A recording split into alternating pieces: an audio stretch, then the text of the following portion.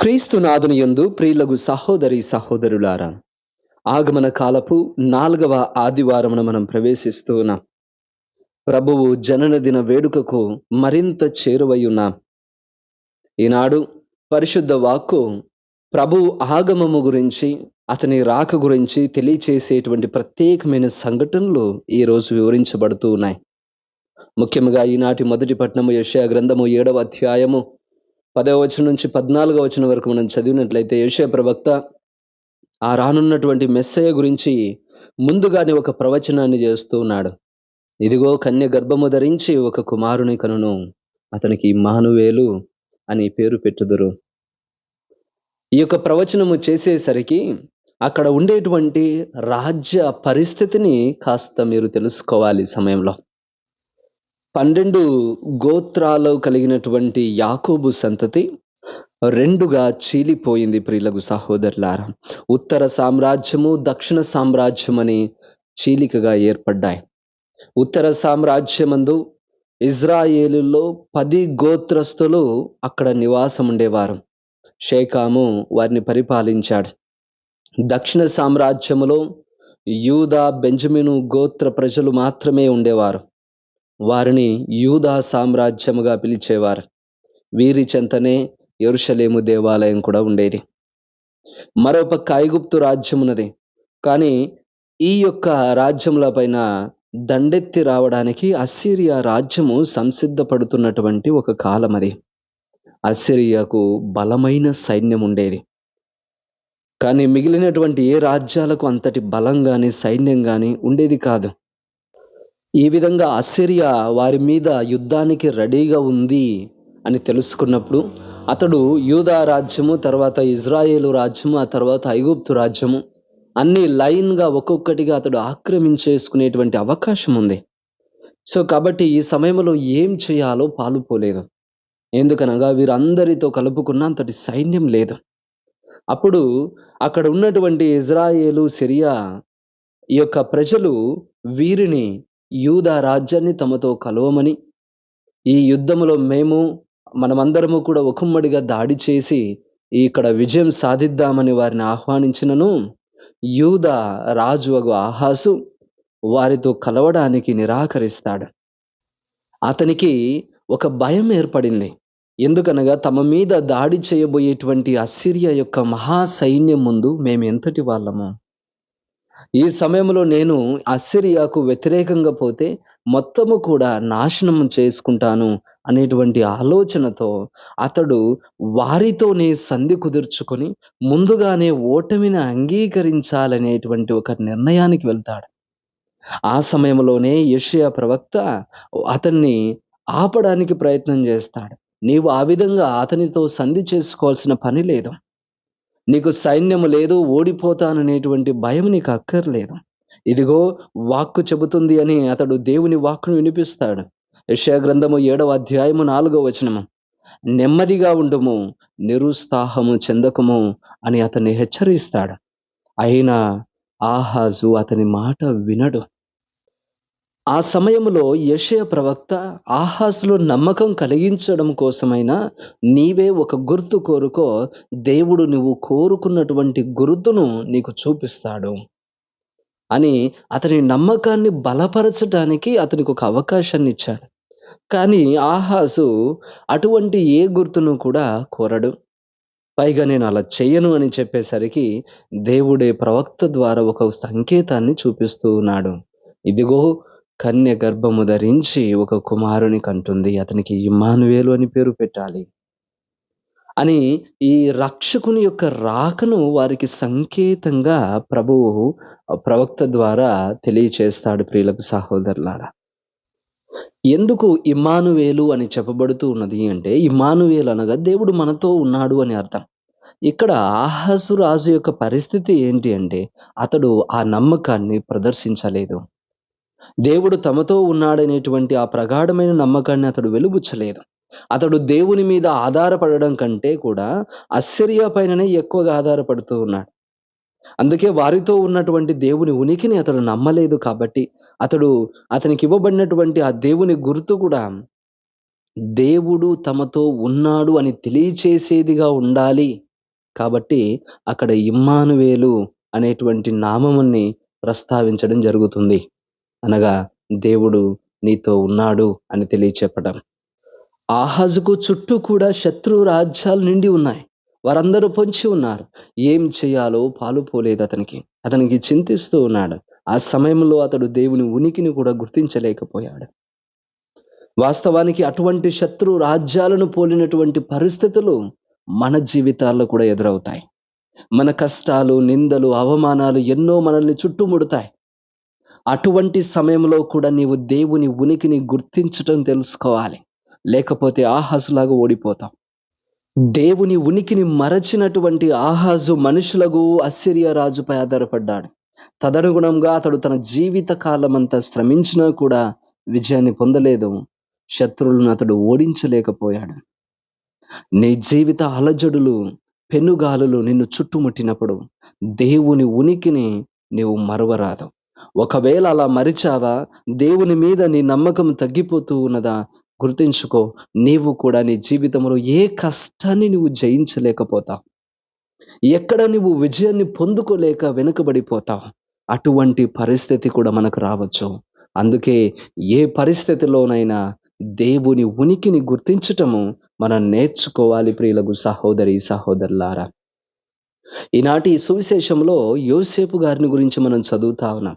ఆహాజుకు యోసేపుకు ఒక చక్కటి భేదాన్ని మనం కనుగొనవచ్చు. ఆహాజు ప్రవక్తే నేరుగా వచ్చి దేవుని వాక్కును, దేవుని సన్నిధాన్ని వివరించిన నమ్మలేదు. కానీ యోసేపుకు దేవుని వాక్కు ఎప్పుడైతే దూత వివరిస్తుందో అతడు ఆ వాక్కును విని నమ్మగలుగుతాడు. అదే యోసేపు యొక్క ప్రత్యేకతని ఈరోజు మనం తెలుసుకోవాలి. ప్రియులకు సహోదరులారా, అక్కడ చూడండి, తనకు భార్యగా అప్పగించబడినటువంటి స్త్రీ మరియమ్మ, ఆమె వివాహము పరిపూర్తి కాకముందే ఇదిగో గర్భం దాల్చినది. సాధారణంగా ఆ విధంగా జరిగితే వారు మోషే ధర్మశాస్త్రం ప్రకారం ఏం చేయాలి? ద్వితీయోపదేశ కాండము 22వ అధ్యాయము 23వ వచనం నుంచి 34వ వచనం వరకు చదివితే అక్కడ చెప్పబడుతుంది, అటువంటి వారిని రాళ్లతో కొట్టి చంపాలి అని. ఇటువంటి ఒక అవమానకరమైనటువంటి పరిస్థితుల్లోనికి మరియ తల్లి లాగివేయబడింది. మరి ఇటువంటి పరిస్థితుల్లో ఉన్నా కూడా యోసేపు నీతిమంతుడు కారణంగా అతడు ఆమెను రహస్యంగానే విడిచిపెట్టాలనుకుంటున్నాడు. ఎందుకనగా ఆమెను బహిరంగముగా అవమానించడానికి అతనికి ఇష్టం లేదు. ఇక్కడ తప్పొప్పులను పక్కన పెడితే యోసేపు ఆమె పైన కనికరాన్ని చూపాడు. ఆమె ఒకవేళ తప్పు చేసినా ఆమెను బాధించకూడదు అనేటువంటి ఒక మనస్తత్వం ఆయనలో ఉంది చూడండి. అదే అతని కనికర దయా గుణానికి చిహ్నం. అందుకే ఈ యొక్క నూతన నిబంధనలో మొట్టమొదటిగా ఒక వ్యక్తి నీతిమంతుడిగా పిలువబడుతున్నాడు అంటే అది యోసేపు గారే. వారిని మాత్రమే ఈ యొక్క నీతిమంతుడిగా పరిగణించడం పవిత్ర వాక్కులో మనం చూస్తూ ఉన్నాం. అతడు పాపిని కరుణించేలాగా ఒక కరుణారసాన్ని పండించాడు. వాస్తవానికి ఇతని నుండే కాబోలు క్రీస్తు పాపులను కూడా ఆదరించడం నేర్చుకున్నాడేమో, ఆ గుణం అలవడిందేమో అతని నుండి. అందుకే ప్రభువు జీవించిన కాలంలో ఎంతో మంది పాపులు అతని వెంబడి ఉండగలుగుతున్నారు, అతని చెంతకు రాగలుగుతున్నాడు, అతడు అందరినీ ఆదరించగలుగుతున్నాడు. ఈ గుణాన్ని జోజప్ప గారి నుండి అతడు నేర్చుకోగలిగాడేమో. కాబట్టి ఈ విధంగా యోసేపు అటు తోరా చట్టానికి, ఇటు క్రీస్తు ప్రేమ చట్టానికి ఒక విధమైన సమతుల్యతను ప్రదర్శించాడని మనం చెప్పుకోవచ్చు. ప్రియులకు సహోదరులారా, మరి ఒక విషయం ఏం చెప్పొచ్చంటే, యోసేపు తన చెంతకు దూత కలలో కనిపించింది. అతనికి 3 సార్లు కనిపించింది. ఈ సమయంలో ఈరోజు సువిశేషంలో చదివిన సందర్భం ఒకటి, తర్వాత ఐగుప్తునకు వెళ్లాల్సిన సందర్భము, మరలా నజరేతునకు తిరిగి రావాల్సిన సందర్భం. 3 సార్లు కూడా దేవుని వాక్కు ఒక దూత ద్వారా కలలో వీరికి తెలియచేయబడింది. మరి 3 సార్లు అతడు విధేయతను చూపాడు. ఆ వాక్కు తనను సమీపించినప్పుడు, తెలియచేసినప్పుడు ఇది దేవుని వాక్కు అని దైవ ఉనికిని అతడు గమనించాడు. అదే అతని ప్రత్యేకత. ఆహాజుకు అతనికి ఒక ప్రత్యేకమైనటువంటి భేదము ఇదే. కలలో కనిపించినా కూడా, కలలో వినిపించినా కూడా దేవుని వాక్కును యోసేపు గుర్తించగలిగాడు.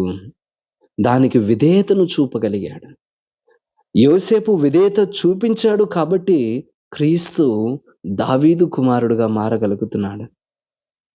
మరియ తల్లి కూడా ఇదే విధేయత గుణాన్ని ప్రదర్శించింది కాబట్టి యేసు దైవ కుమారుడిగా మారుతూ ఉన్నాడు.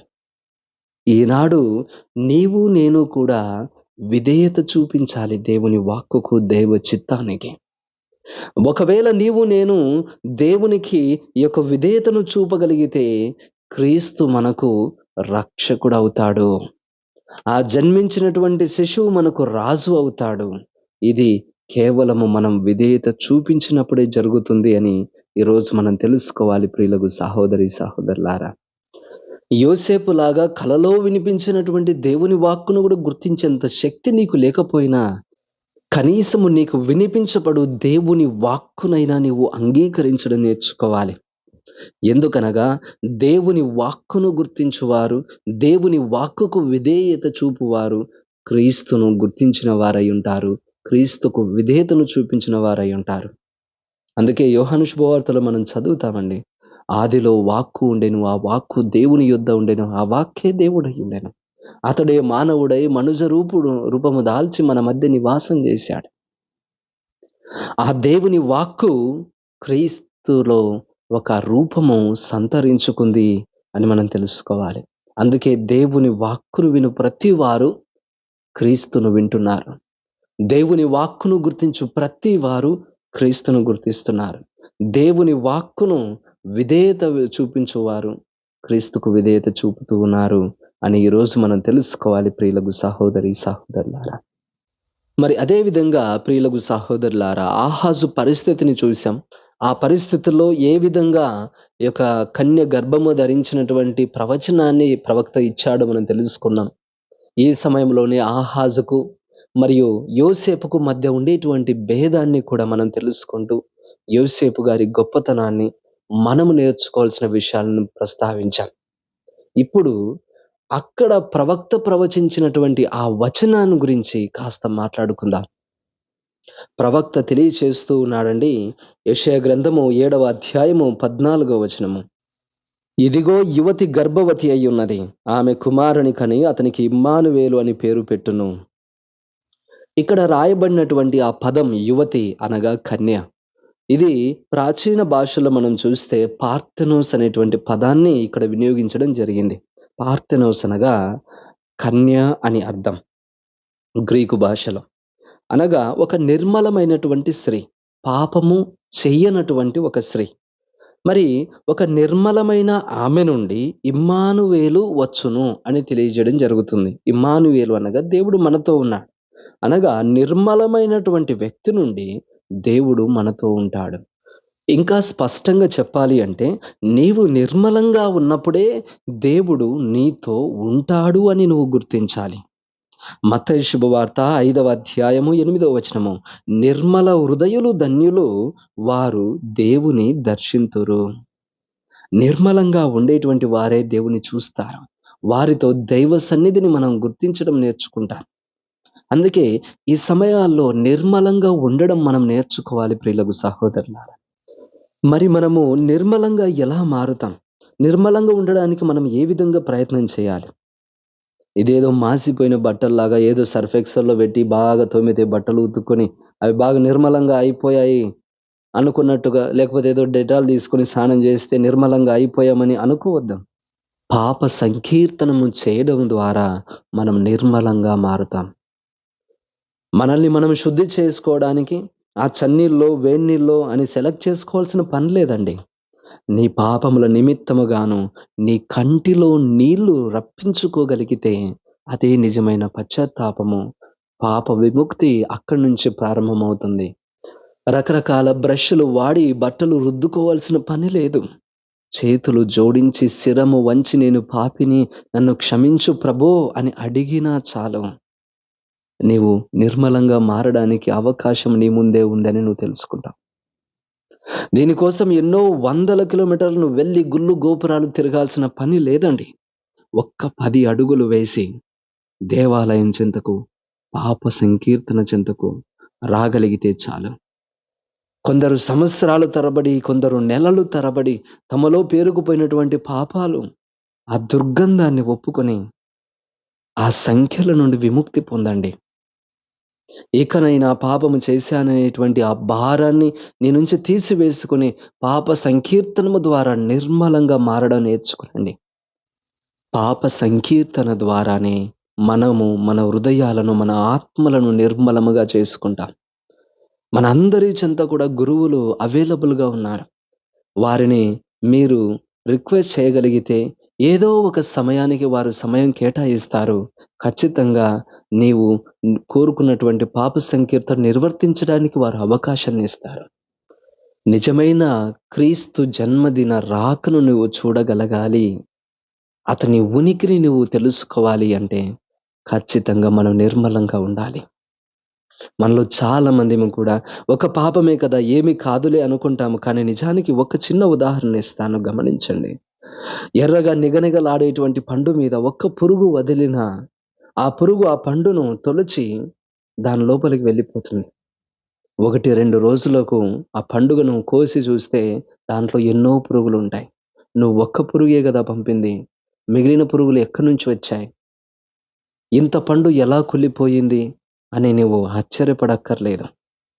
ఆ ఒక్క పురుగే అనేక పురుగులు రాకకు కారణమైనట్టు, అదే విధంగా ఆ పండు కుళ్ళిపోవడానికి కారణమైనట్టు, మనము ఒక్క పాపము అనుకున్నదే అది పదుల సంఖ్యలో, వందల సంఖ్యలో పాపములు మనలో ఏర్పాటు చేయడానికి లేదా రప్పించడానికి కారణం కూడా అవుతుంది. మరి ఒక్క పాపమే ఇన్ని రకాల పాపాలను నీలో రప్పించగలిగే అవకాశం ఉన్నప్పుడు, నీలో కొన్ని పదుల సంఖ్యలో లేదా వందల సంఖ్యలో పాపములు ఉన్నట్లయితే నీ ఆత్మ ఎంత దుర్గంధముతో నిండి ఉంటుందో ఆలోచించు.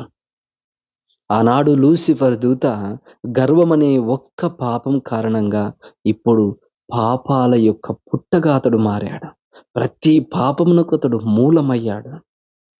ఆదాము ఏవలు అవిధేయతని ఒక్క పాపం కారణంగా వారి జీవితాలే పాపభూయిష్టంగా మారాయి. మానవ జాతిలో ప్రవేశించిన ఆ ఒక్క పాపం కారణంగానే ఇప్పుడు మానవ జాతిలో కొన్ని వేల రకాల పాపాలను మనం వేళ్లపైన లెక్క పెట్టవచ్చు. కనుక ఒక్క పాపమని తక్కువ అంచనా వేయడానికి లేదు. దుర్గంధము ఎంత కొద్దిపాటి అయినా అది దుర్గంధమే.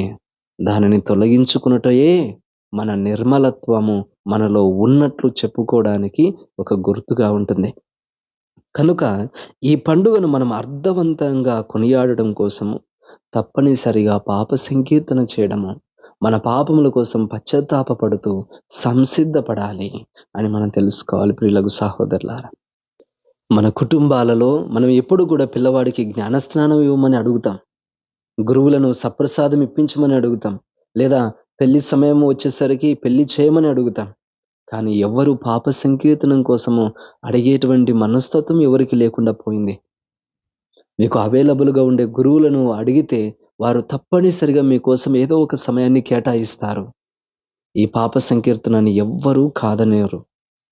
మీకు అవకాశం మీ చేతుల్లో ఉంది. మీ గురువుల దగ్గరనో లేదా ఇతర ధ్యాన కేంద్రాలలో ఉండేటువంటి ప్రాంతాల్లో ఉన్న గురువుల దగ్గరనో పాప సంకీర్తనము తప్పనిసరిగా చేయడానికి ప్రయత్నం చేయండి. ఈ రానున్నటువంటి రోజులలో దేవుని యొక్క రాకను మీరు గుర్తించాలి. దేవుని యొక్క సన్నిధిని మీరు గుర్తించాలి.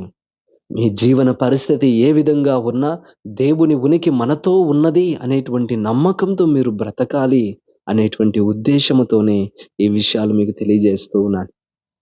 ఈ అనంతమైనటువంటి లోకాన్ని తన ఉనికితో నింపిన దేవుడు మన జీవితాల్లో కూడా తన ఉనికిని అనుభవించగలిగేటువంటి భాగ్యాన్ని మనకు దయచేయనట్లుగా ఈరోజు ప్రార్థిస్తూ ఉన్నాం. ప్రభువు మిమ్ము హేరాళముగా దీవించుదురుగాక.